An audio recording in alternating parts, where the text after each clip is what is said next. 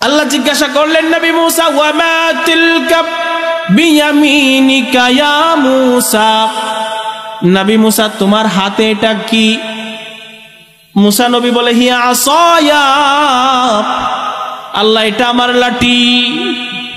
উত্তর হয়ে গিয়েছে, তবু মূসা নবী নিজের পক্ষ থেকে বাড়িয়ে বাড়িয়ে বলে, আল্লাহ হিয়া আসায়া, এটা আমার লাঠি, আতাওয়াক্কাউ আলাইহা, এটার মধ্যে আমি ভর করে চলি, ওয়া আহুশু বিহা আলা গনামি, এটার জন্য আমি মেষপালের জন্য গাছের পাতা পারি, ওয়ালিয়া ফিহা মাআরিবু উখরা, এই লাঠির মধ্যে আমার আরো বহুমাত্রিক কাজ আছে। সুবহানাল্লাহ। আল্লাহ বলছে হাতে কি? মূসা নবী লাঠি বললে হইতো, কিন্তু এত বিস্তারিত উত্তর দিয়েছেন, তো বুঝেন আল্লাহর সাথে কথা বলার সুযোগ মূসা নবীর হয়েছে। সুবহানাল্লাহ। কোন কথা বলতে বলতে একবার দাবি করে বসলেন, ক্বালা রব্বি আরিনি আনজুর ইলাইক, আল্লাহ আপনারে আমি দেখতে চাই, আল্লাহ আপনারে আমি দেখতে চাই। আল্লাহ বলে, না না, লান তারানি, দেখতে পারবা না, সম্ভব নয়।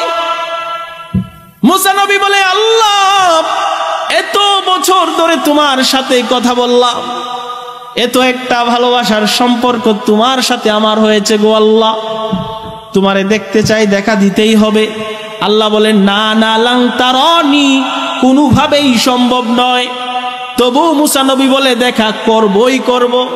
আল্লাহ বলে, ঠিক আছে, উনজুর ইলাল জাবাল, পিছনের পাহাড়ের দিকে তাকাও, যদি পাহাড়টা স্থির থাকে তাহলে আমারে দেখতে পারবা। সুবহানাল্লাহ। কোন হযরতে মূসা নবী আল্লাহকে দেখার জন্য পাহাড়ের দিকে তাকাইলেন।